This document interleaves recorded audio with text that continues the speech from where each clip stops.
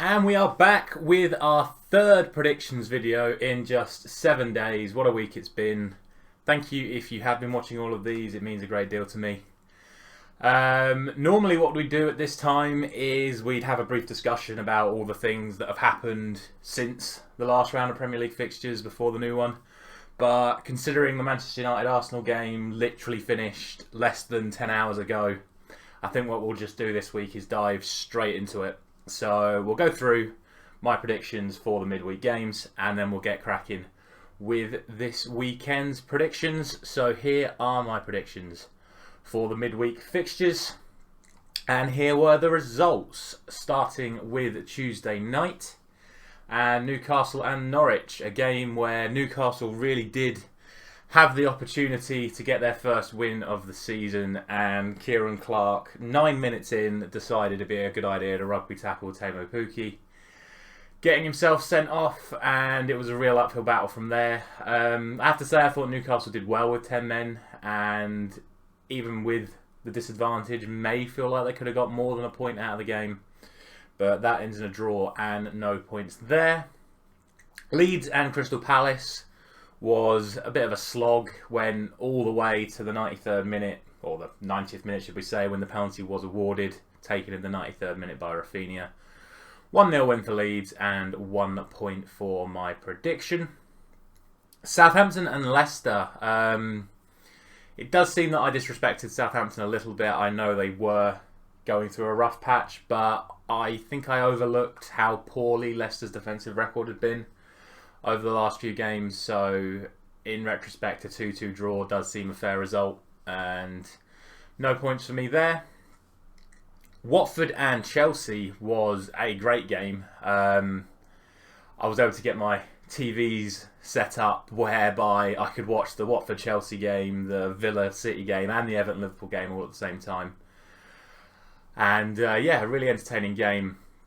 Obviously we had the horrific scenes at both Southampton and Watford with the cardiac arrests in the crowd, but once the games got going again, it was good entertainment.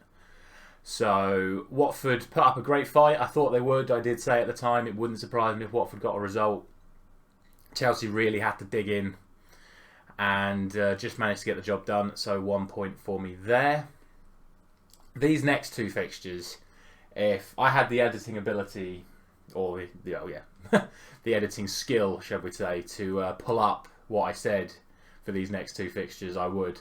But essentially, I said Brighton haven't won for 8 games, so they're definitely not going to win. But since I can't predict a Brighton result, I'm sure it'll be a draw. And guess what? It was a draw, so no points there. And then for the Wolves-Burnley game, I said I wouldn't normally predict a 0-0, so I'm not going to predict a 0-0. I'm going to give a 1-0 to Wolves. And guess what? It was 0-0. Things like that are going to play into my predictions this week, and you'll understand why when we get there. But I'm going to go full gut instinct from now on. Villa and Man City.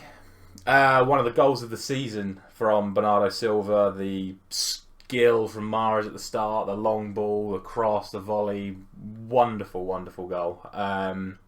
But I have to say, I thought Villa put up a really, really good fight in that match, and probably feel a little unlucky not to get a point after chances missed in the last 10 minutes. But the good news for me, I did predict 2-1 to Manchester City, so that gets us 3 points right there. Everton and Liverpool started as if it was going to go the way of my prediction. Then Everton got their goal out of absolutely nowhere, and from that point until Liverpool's third, it really looked like Everton were going to make a game of it. But then it was almost like the moment Liverpool's third went in, we went back to where we were at the start, and Liverpool could have ended up getting the 5 goals that I predicted, or potentially even more. Serious work for Rafa Benitez to do at Everton right now. Serious, serious work. But 4-1 Liverpool win is a point for me. You'll notice that my predictions for the last 2 games are different. I did put immediately in the comments of the previous video that if Carrick was going to be in charge for the Arsenal game, that my predictions for these two fixtures would switch. Tottenham I would then do to win, and I would change Man United Arsenal to the 2-2 prediction. In retrospect, it makes no difference to the point scoring. If the Tottenham game was a draw... if I'd have predicted the draw for Tottenham, I'd have got no points, and I'd have got 1 point for Man United beating Arsenal. Instead, it was a 2-0 Tottenham win when I predicted 2-1, so that's 1 point, and it's no points for Man United Arsenal as that ended 3-2. About the games themselves, Tottenham looked a lot more defensively solid from what I saw, and they got a couple of... their first goal was very lucky, but a very, very good counter-attack for their second. Thoroughly deserved the win. Looks like Conte is just about starting to get his teeth sunk into them. And as for the Man United Arsenal game, absolutely chaotic scenes. The Smith Rowe goal, never ever seen anything like that before in my life. Then we had 10 minutes of playing with a flat ball, and we just carried on. And yeah, from there, United sort of gained control. Played good enough to get the win, but at the same time I think Arsenal are going to regret missing chances when they had them. So 3-2 United, no points for that, and overall giving us a total of 7 for the second time this week, which gives us a season score of 79. Don't forget to let me know in the comments how you're getting on week. And without further ado, let's get into the weekend fixtures. And here they are. Starting with the Saturday lunchtime game, West Ham and Chelsea. And if I'm honest with you, if you'd have given me this fixture this time last week, I probably would have gone for a West Ham win. However, the way they've played last weekend and then midweek against Brighton, I don't know if their bubble has burst. Pun completely unintended. But, I don't know, they just seem to have lost their powers over the last couple of games. That said, Chelsea haven't looked so good without Chilwell. It looks like him and potentially Reece James could both be out of this game as well. But with the return of Lukaku and Werner, they're going to have recognised strikers on the pitch. It's unclear if Kante is going to be available. I think they definitely struggled without him in the last couple of games as well. I think Tuchel will get his better central defenders back in the team, and I think they'll get the job done in the end. So I'm going to go for a 2-0 Chelsea win.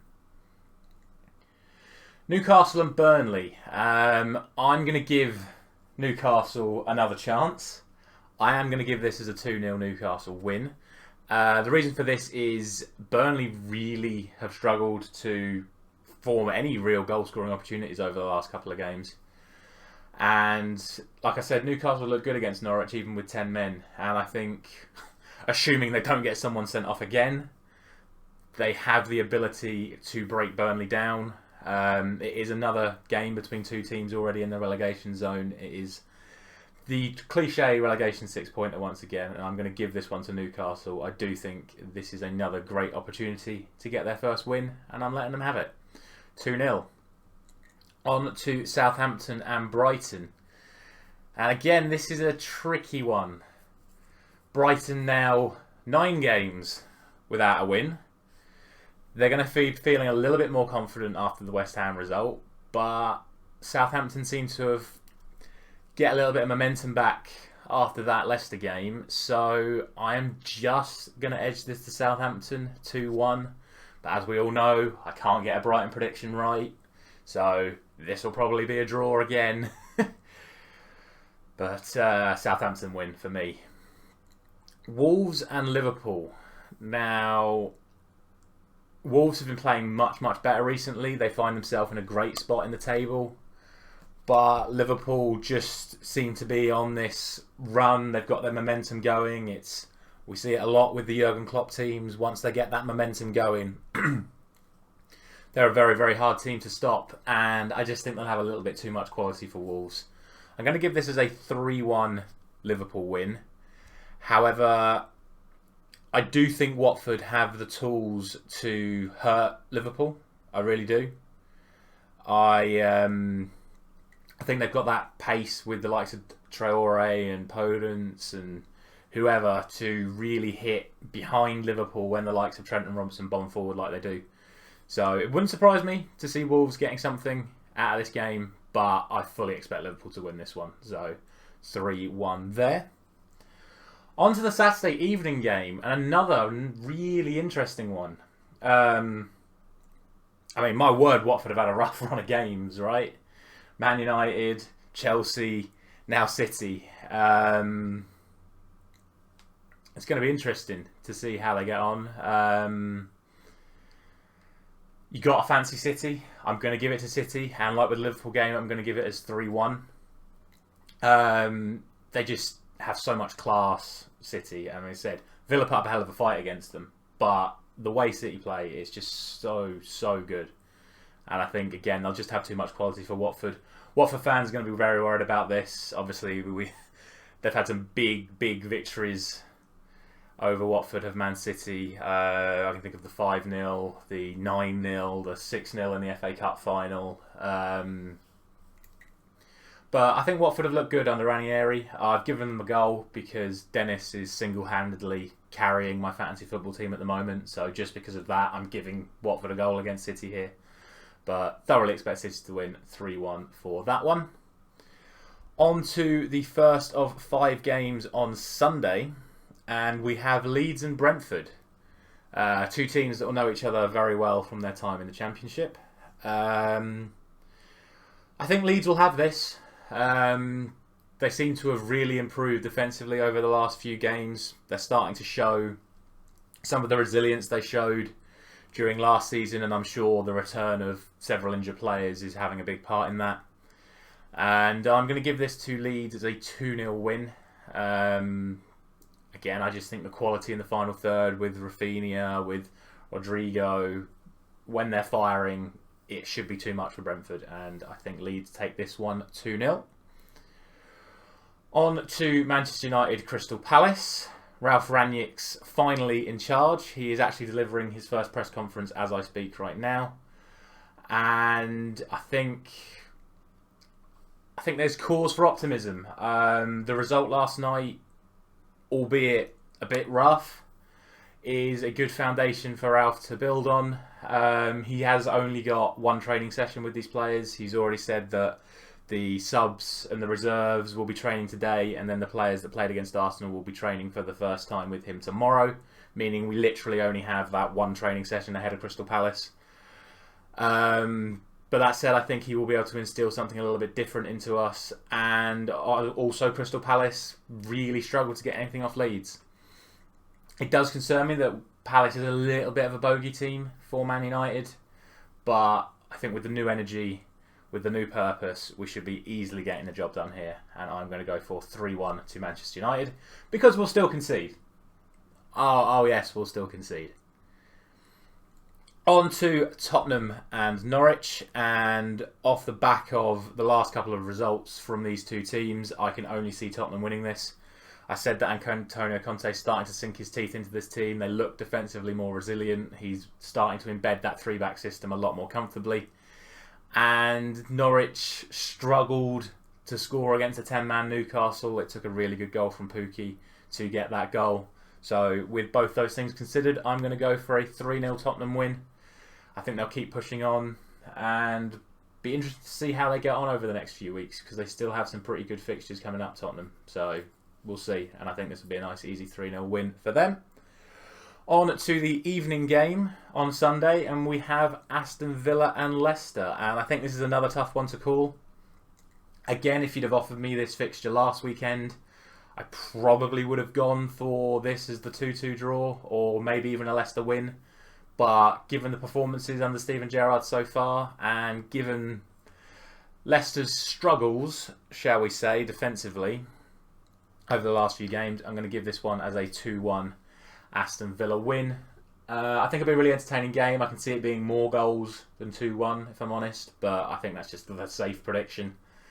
And it's not very often I'm going to predict something like a 3-2 or a 4-2. So I'm just going to go 2-1. And I think Aston Villa will take it. Finally, to the Monday night football. It feels like ages since we've had a Monday night football, but it is Everton and Arsenal. And you must be thinking right now, well, obviously he's going to go for 2-2 because he's not done his 2-2 prediction this week. But actually, I'm not. I am not going to go for a 2-2 prediction this week because I think based on what I've seen over the last couple of nights, I think Arsenal take this. I'm going to go for 2-1. I just really think Everton are in a bad spot. I think if this fixture goes really badly, like if it goes 4-1 like it was the other night against Liverpool, if Arsenal really get into Everton and can start racking up the goals, I could see Rafa Benitez losing his job. I really can. But I don't see Arsenal running away with it, hence the 2-1 prediction. I think Everton really need Calvert-Lewin back. They seem to be really struggling without a focal point. I thought Doucouré might have been the issue, but even he got completely overran by Liverpool's midfield. And if Partey, Lokonga, Elneny, whoever can get stuck into that Everton midfield, I think they can get overrun again. So Arsenal to win 2-1. And that is it for this week's predictions. Do not forget to drop a like on the video, and of course don't forget to drop down in the comments to give me your own predictions. Thank you very much for watching, and I will see you after the final round of Champions League fixtures.